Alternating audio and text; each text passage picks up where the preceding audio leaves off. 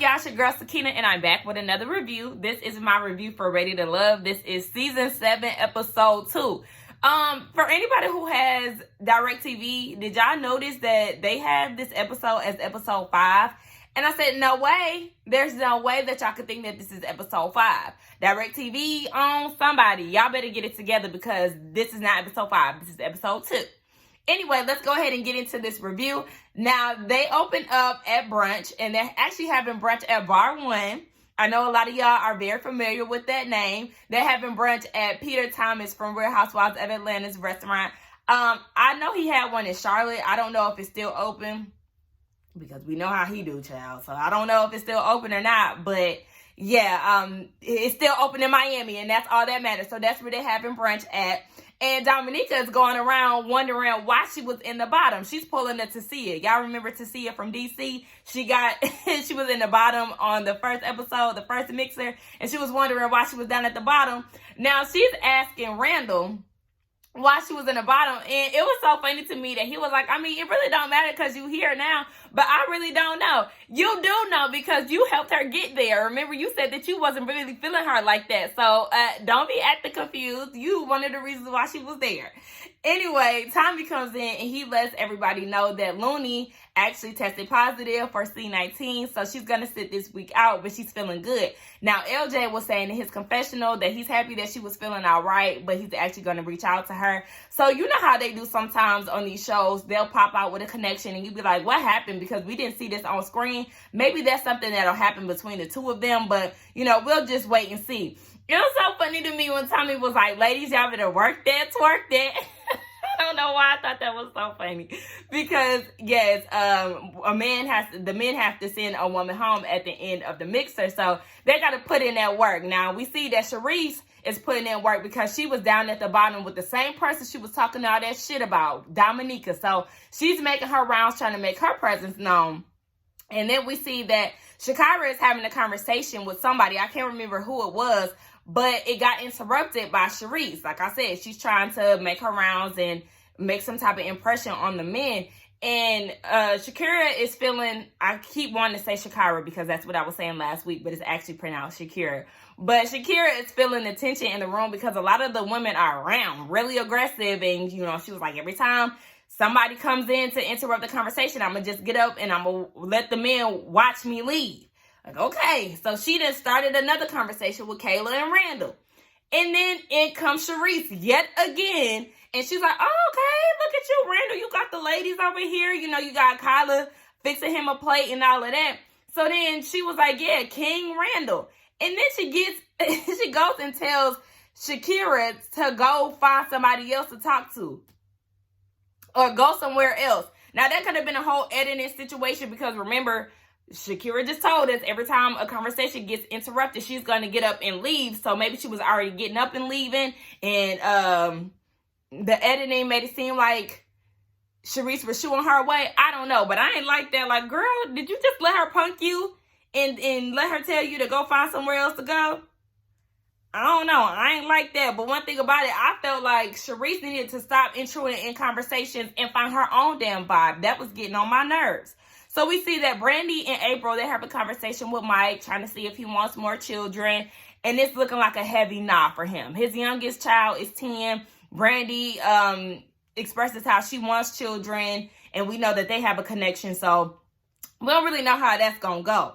April and Justice is having a conversation. They're vibing. Remember, they had a conversation on the first episode. But she said that she really had to watch out for him because, you know, he's charming. And you know how that goes. So you got to keep a real heavy eye out on them charmers, child. So, girl, what? I have Drew here. That is not his name. His name is Devin. We see Devin and we learn that he got weak sweat glands. He sweats so easy. Samson, he's having a conversation with Shakira. And she's expressing how the last 3 years she had to start her life over and her marriage was a fail. So she had to restart with nothing. And, you know, Samson, he likes a strong black woman. That's what he shared with us last episode. So he's really intrigued by Shakira. Now, Kyla is having a conversation with Justice, LJ, and Dominica. And she was saying when she's single and dating, she's dating multiple people. But for some reason, Justice made this seem as if it's an issue.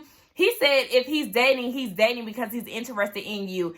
And I guess in that time of getting to know you, he's not spending any money. He's spending time. And Kayla's like, okay, well, you could do that over there, but that's not what I do here. Like, I'm dating multiple people. They spending their money. Like, it is what it is. But if that's not what you want to do, Justice, okay. But he doesn't have a time frame as to how long, you know, this whole interest thing goes, or before he starts getting interested in a woman. I don't know. It just sounds so stupid to me. Like, okay, get out of here. You don't want to spend money on everybody you're dating. That's perfectly fine. But it just seemed like it was given like broke to me. I don't know. Like I said, you don't have to spend money on every woman that you're interested in. You definitely don't. Time is more important than anything because you are getting to know each other. But his attitude towards it, I wasn't feeling that. So I was with Kayla, like, okay, on to the next child. We ain't feeling you no damn way.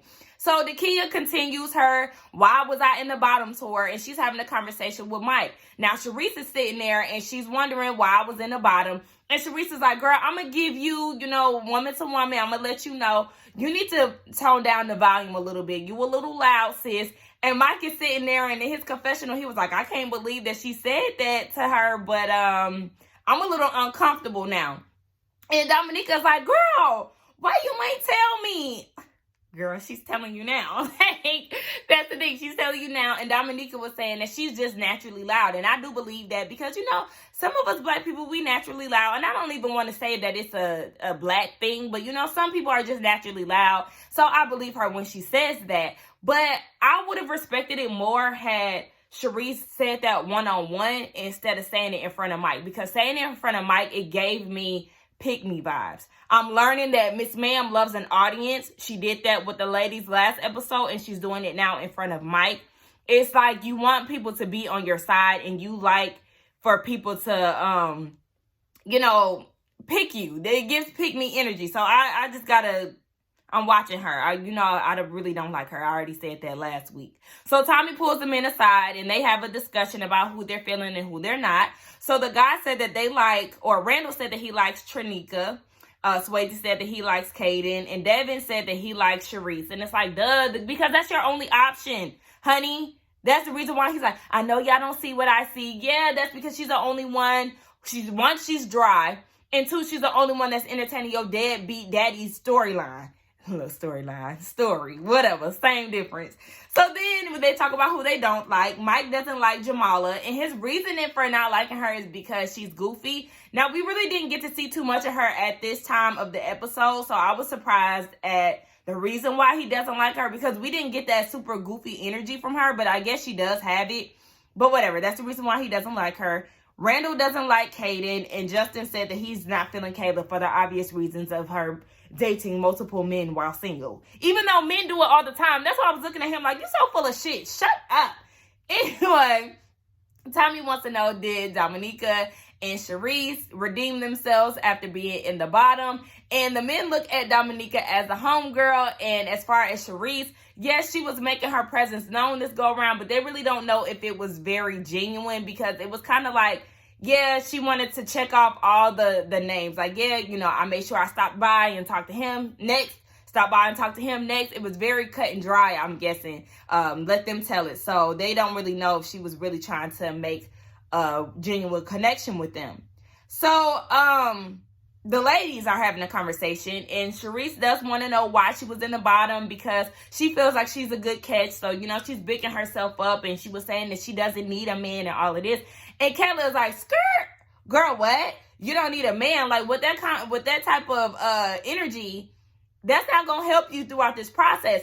And, you know, I totally feel what Sharice is saying. You know, I don't need a man. I can want one all day, but I don't need him. So I understand that. But I also understand what Kayla was saying, because you are essentially on a dating show. So if you are coming heavy with that energy, it is kind of going to be off-putting to some of the men. Not necessarily saying we need to stroke their ego or anything like that. But if you're coming with I'm this and I'm that, it is kind of going to give off like, okay, well, girl, go about your business then. Bye.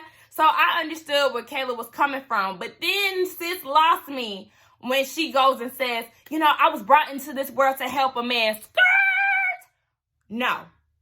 I was not born to be a grown man's mama. And no, and that is where you lost me. At first, we was here. I was feeling your vibe last week, and I'm not going to cut you off 100% because how you feel is how you feel. But that shit you said about coming into this world and helping a man,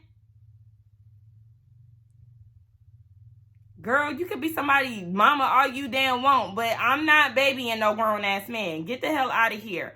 So, Kelly then pointed out that Sharice made a comment about her making Randall's plate and let Shakira tell it. Sharice was yapping on and on saying how he wasn't a king and all of that. And I was actually, at this time, I was siding with Sharice when she was like, no, that's not the energy that I gave off. Like, that's not even what I said. It was more so a compliment to y'all. You know, you got two beautiful women. One is making your plate, blah, blah, blah. And I was with her because that is what we seen on camera. Like, yeah, she wasn't trying to shade anybody. But it was very weird that the ladies are beefing this early on. You know, we're not really used to seeing this early on Ready to Love. It's usually like towards the end when the numbers start to get a little low. So this was very strange to me. But Tommy pulls, we get down to the bottom. Tommy pulls Dominica and Sharice up to the front again. Sharice is safe this week, and Dominica got sent home. But she was a good sport about it. You know, she really wasn't tripping. She said, baby, she gonna find her love. Now, Tommy is telling them that the heat is about to be turned up a notch. And he goes and says, we going from 350 to 485. I said, 485? That's not a temperature that people really use that often. Now, if he would have said 450 or 500, I would have been like, okay, you know, we getting to the boiling stage. Okay, I said, that's how you know Tommy ass don't be in the kitchen. 485, what? So anyway, we get down to these solo dates. So we see Jamala invite Swayze out on a date. She said she really wants to have a conversation with him outside of the group. They laugh and joke all the time together, but she really wants to get a one-on-one to see how he is on the serious side. So she said that he's a flirt, and then she asked him how he feels about love. He said he feels very strongly about love. This is his first time being single. He realized that he was doing too much and moving too fast because he was definitely hopping into relationships. After leaving one, he'll get into another one. And she was like, okay, well, how did you find time to really find yourself? And he was like, I'm doing that now. I've been single for 3 years. So, a lot of his relationships really lasted from 2 to 3 years. And Jamala said that she has more insight on him. She is interested. And in Swayze's confessional, he was saying that he could see them being more romantic the more they get to know each other. But right now, it's just, you know, friendly. Then we see Shakira and Samson. She invited him out on a date. I thought it was really sweet that he gifted her with an aloe vera plant because he understands her aesthetic and her vibe, so he's paying attention. And she said that he makes her melt. And I was like, oh, this is very soon to say something like that. You would usually say this maybe like date 3 or something like that. At least by date 3. I don't want to say by date 3, but you know, when y'all more deep in the field, girl, this is the only date 1 and he making you melt. That's something you want to keep inside. You don't want to give him too much too soon, sis. But he asked her about her upbringing. We learned that her mother was in the military, dad in law enforcement.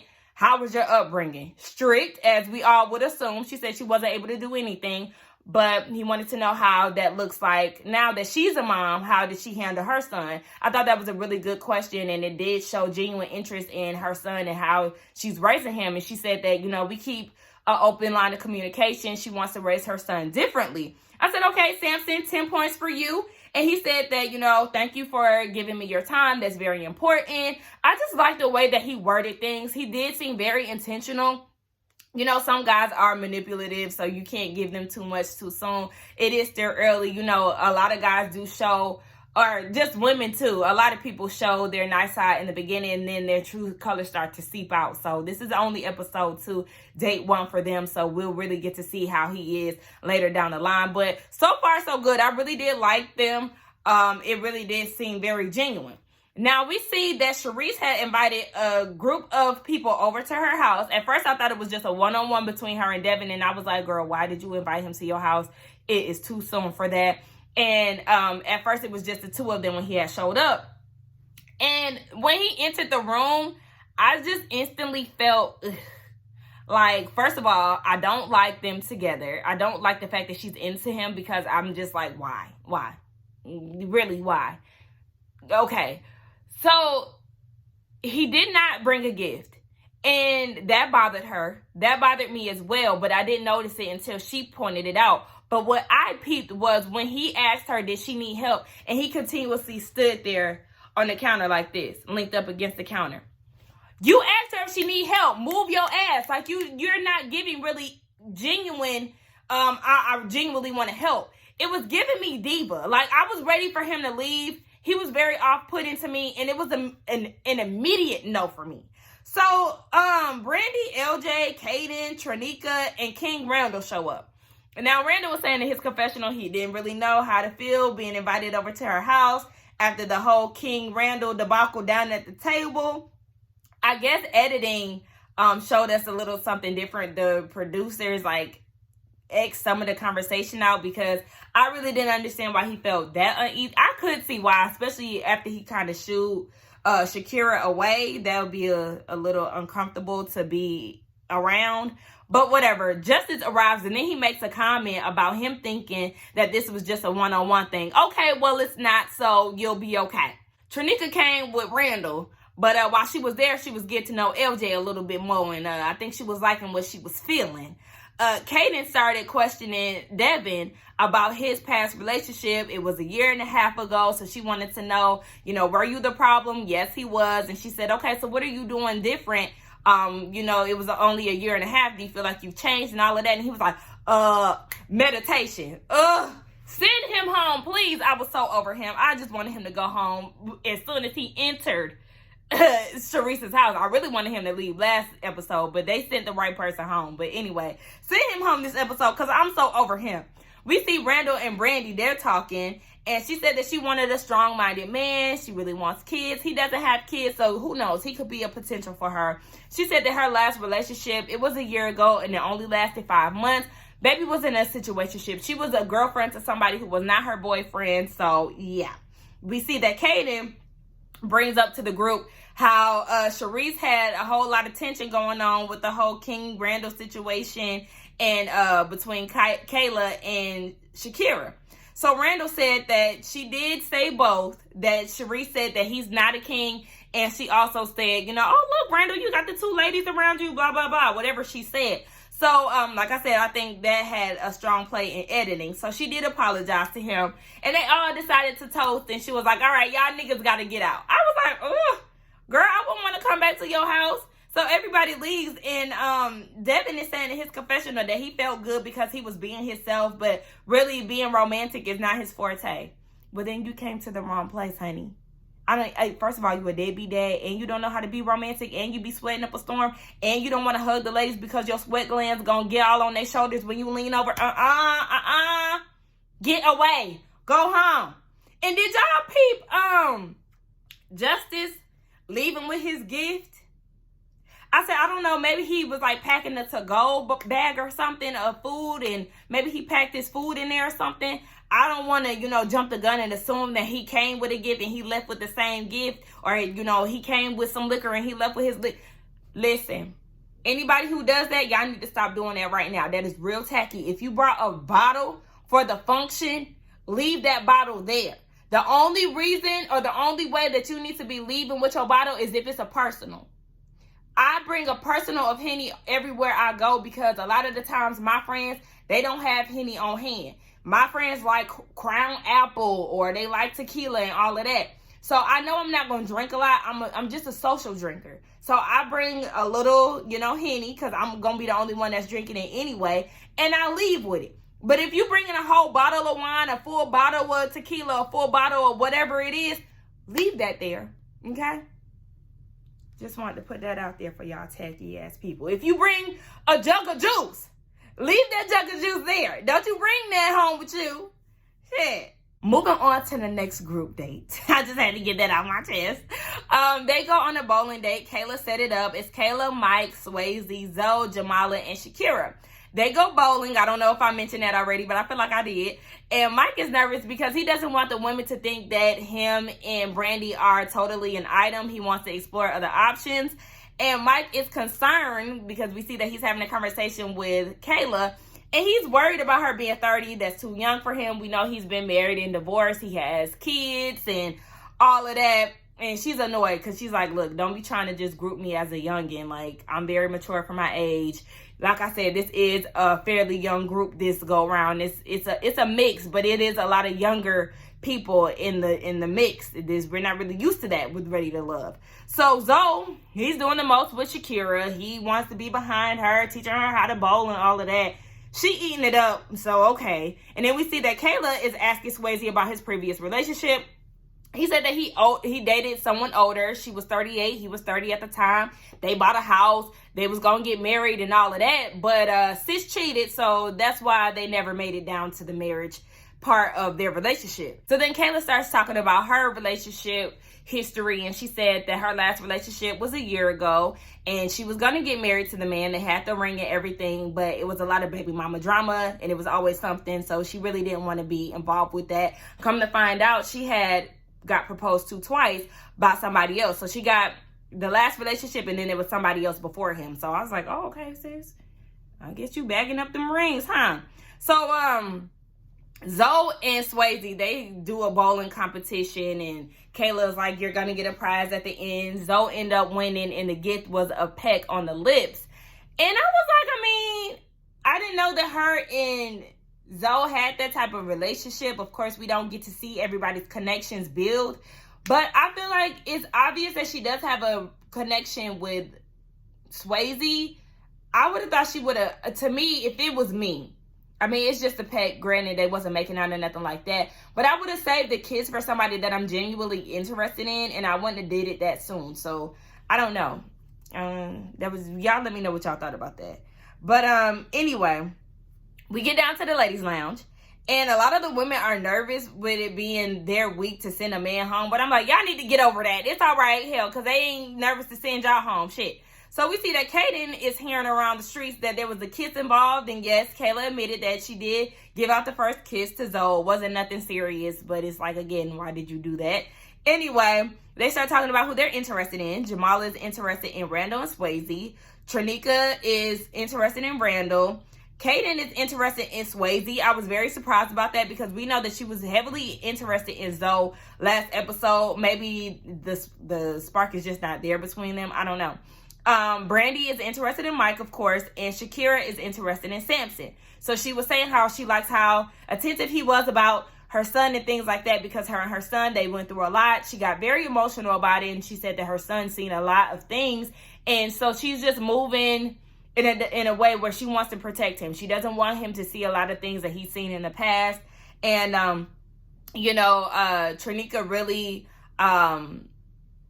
she really felt for her in that moment, and she was saying that she wants to send her love and light in her confessional. So they start talking about who they're not interested in, and Kayla is not interested in Justice. Of course, the feeling is mutual. Sharice is not interested in Devin, and I said thank you. Okay, you're finally seeing him for who he is. Okay, he is not that guy. Just because he used to play in the NFL, he got a little something going on for himself, or he did. No.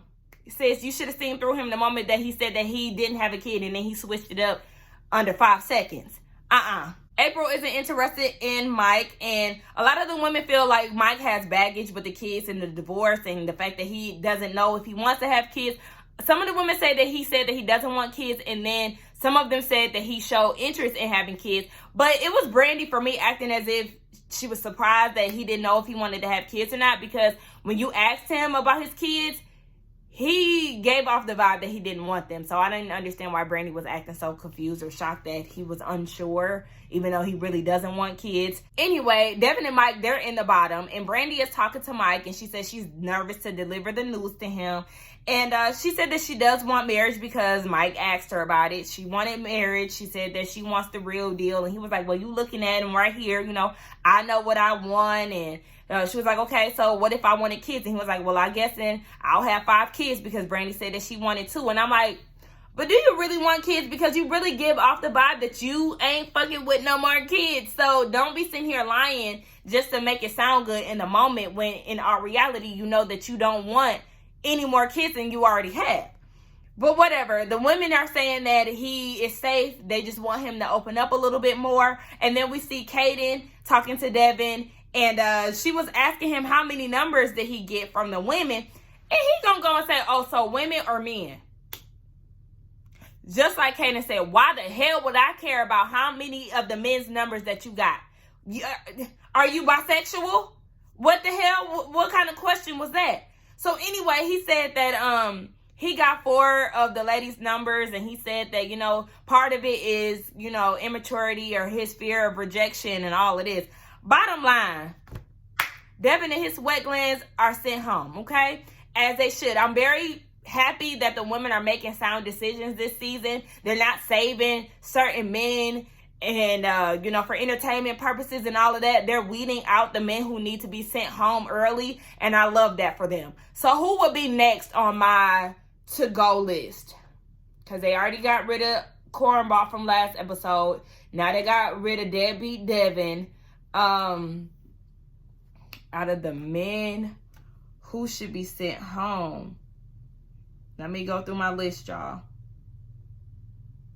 I would say probably Justice. Yeah, I would say Justice can go next for me. As far as women, Sharice can go next because she's very confrontational, and it's like, girl, we not here for all of that. So I would say those are my next to go. Y'all let me know who y'all think. As far as like personalities go, who have changed my mind this episode, or who has changed my mind this episode. I can't really say. Yeah, nobody is making me necessarily look at them any different. I did say I like Samson because I remember last episode I was like, I didn't really like his introduction. But Samson has definitely changed my mind a bit. Like I said, it's still early, so we'll see. I do like Brandy. She wasn't giving me super goofball this episode. I could appreciate that.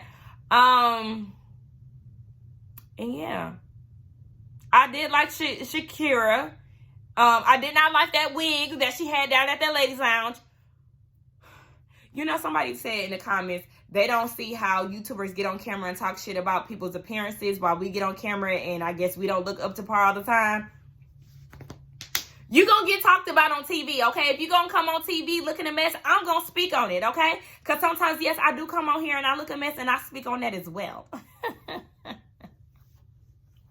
So it is what it is. I don't give a damn. But, yeah, that wig was atrocious. And Trinika still has not changed her wig out. Jamala's wig needed a good combing. It was tangled and mangled when she went on a date with Swayze. I mean, the men can get it too. It's fair game. I'm just saying. I want y'all to look good. I want y'all to look y'all very best when y'all on a nationwide platform. Sue me. Anyway, y'all, let's get down in the comments and talk. Y'all let me know what y'all thought about this review along with the episode. Don't forget to like, comment, and subscribe to my channel. Ooh, why act like I don't know my saying? Don't forget to like, comment, and subscribe to my channel. And I will see y'all in the next one. Bye.